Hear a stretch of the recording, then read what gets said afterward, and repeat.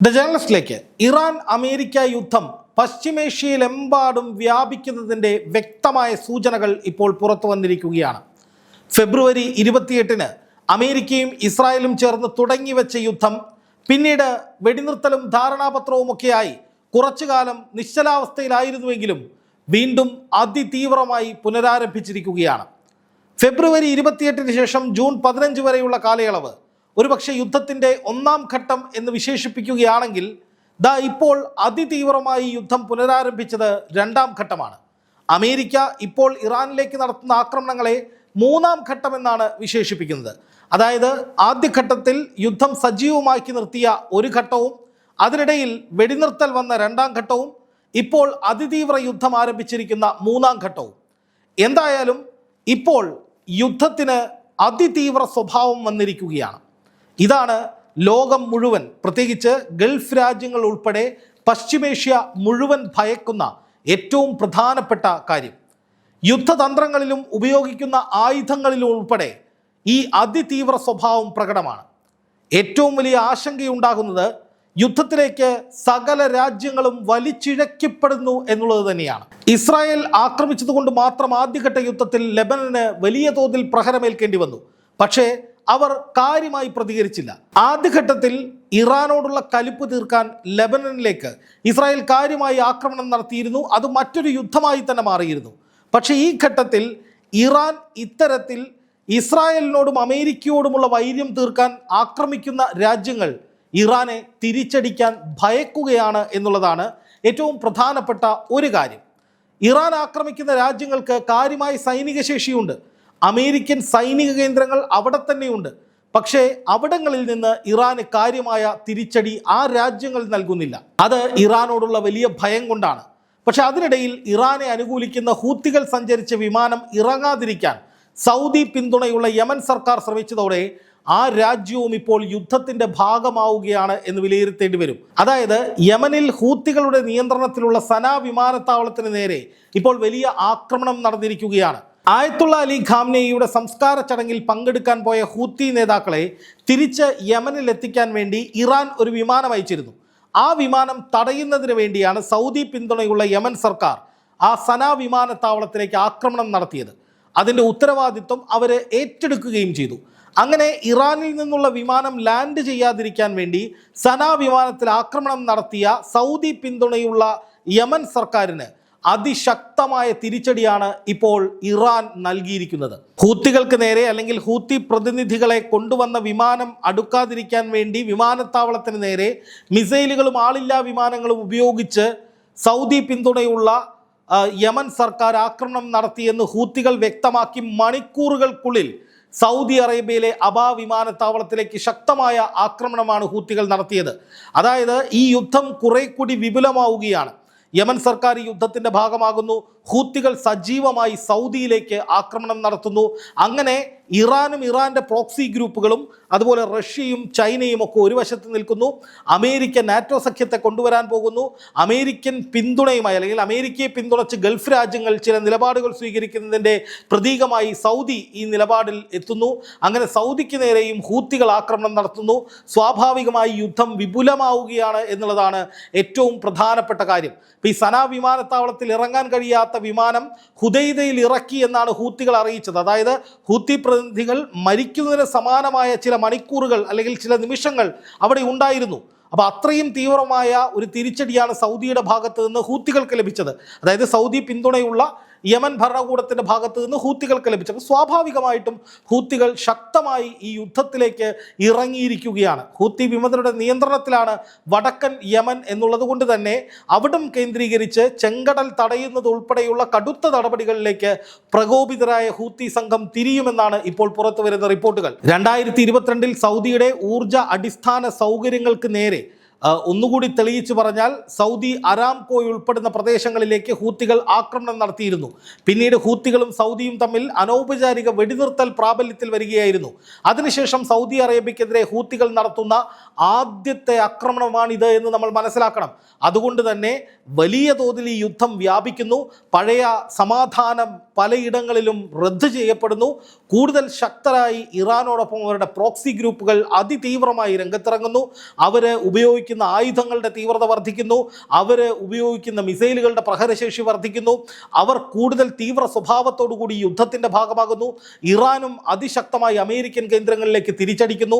അങ്ങനെ വരുമ്പോൾ America NATO സഖ്യത്തെയും മറ്റും ഉപയോഗിച്ച് ഇറാനെ ഇപ്പോൾ തകർക്കാം, അല്ലെങ്കിൽ ഇറാന്റെ പ്രോക്സി ഗ്രൂപ്പുകളെ ഇപ്പോൾ തീർക്കാമെന്ന് വിചാരിച്ചിറങ്ങുന്നുണ്ടെങ്കിൽ അത് വെറുതെയാകുമെന്ന് തെളിയിക്കുന്ന വിധത്തിലേക്ക് കാര്യങ്ങൾ മാറുകയാണ്.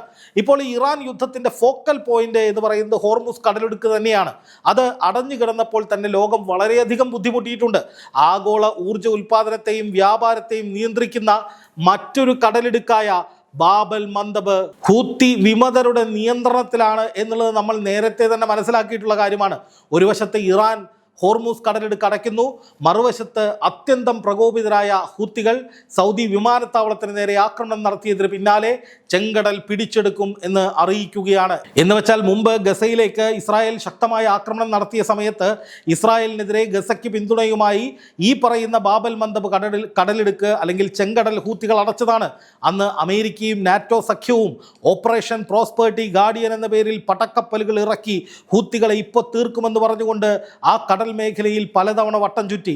എന്നിട്ട് ഒരു മാസം തികയുന്നതിന് മുമ്പ് ഹൂത്തികളുടെ തിരിച്ചടിയിൽ ഭയന്ന് അമേരിക്ക പടക്കപ്പലുകളും വലിച്ച് തിരിച്ച് പോയ ചരിത്രമാണ് നമുക്ക് മുന്നിലുള്ളത്. അതുകൊണ്ട് തന്നെ ചെങ്കടലും കൂടി അടയ്ക്കപ്പെടുകയാണെങ്കിൽ അത് അതീവ ഗുരുതരമായ സാഹചര്യമാകും ഉണ്ടാവുക എന്ന് വ്യക്തമാവുകയാണ്. ലോകം തന്നെ പട്ടിണിയിലാകുന്ന സാഹചര്യം ഉണ്ടാകുമെന്നാണ് ഇറാൻ പറയുന്നത്. അതിന് ഉത്തരവാദി അമേരിക്കയാകുമെന്നും മറ്റു യുദ്ധങ്ങളിൽ നിന്ന് വ്യത്യസ്തമായി സമുദ്രപാതകളും ഊർജ ഇടനാഴികളും ഇറാൻ യുദ്ധത്തിൽ വീണ്ടും നിർണായക ഘടകങ്ങൾ ആകുന്നുവെന്നും നമ്മൾ തിരിച്ചറിയണം. ഇറാൻ ഇത്തരത്തിൽ തന്നെയേ മുന്നോട്ട് പോകൂ. ശക്തമായ ഉപരോധങ്ങൾ ഇത്തരം മേഖലകളിൽ ഏർപ്പെടുത്തും എന്ന് നേരത്തെ മുതൽ പറഞ്ഞതാണ്.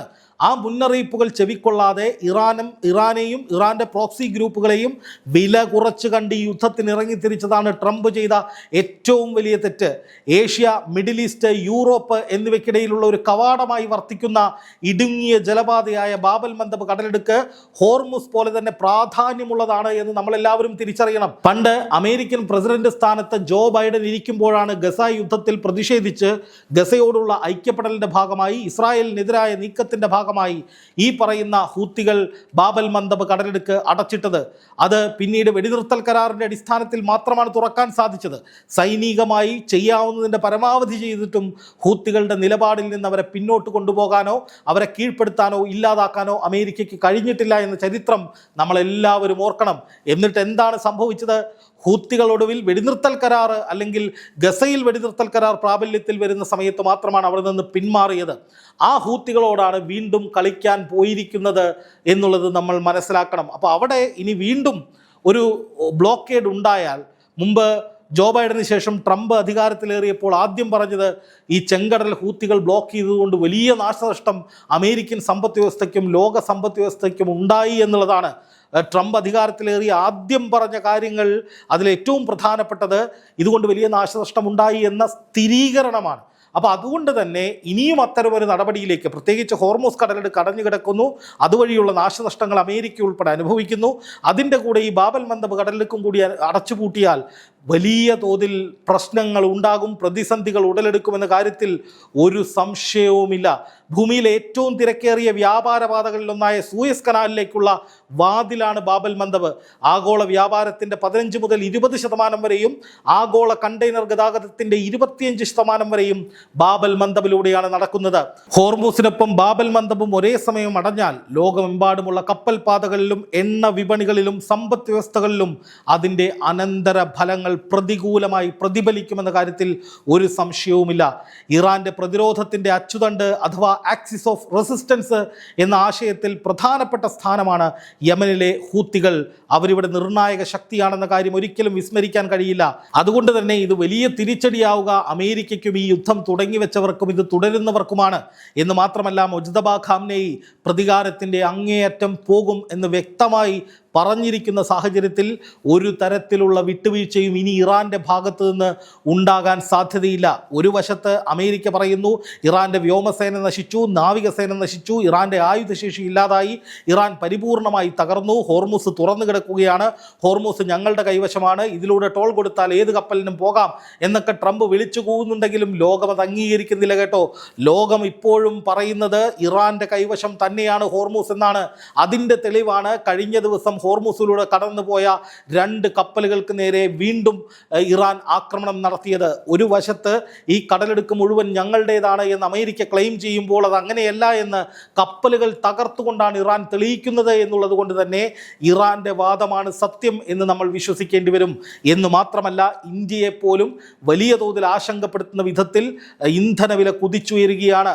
അതുപോലെ തന്നെ വിലക്കയറ്റവും ക്ഷാമവും ഒക്കെ രൂക്ഷമാകും. അതോടൊപ്പം തന്നെ നമ്മൾ കൂട്ടി വായിക്കേണ്ടത് റഷ്യയും ചൈനയും ഈ വിഷയത്തിൽ സജീവമായി യുദ്ധത്തിൽ ഇറങ്ങുന്നു എന്നുള്ളതാണ്. അങ്ങനെ വരുമ്പോൾ ഇതൊരു മഹായുദ്ധത്തിൻ്റെ പ്രതീതിയിലേക്ക് പോകുമെന്ന കാര്യത്തിൽ ഒരു സംശയവും വേണ്ട. അങ്ങനെ വന്നാൽ അത് അനുഭവിക്കുന്നത് നമ്മളെല്ലാവരുമായിരിക്കും. എന്തായാലും കപ്പലുകൾക്ക് നേരെ ആക്രമണങ്ങൾ വർദ്ധിക്കുന്നു.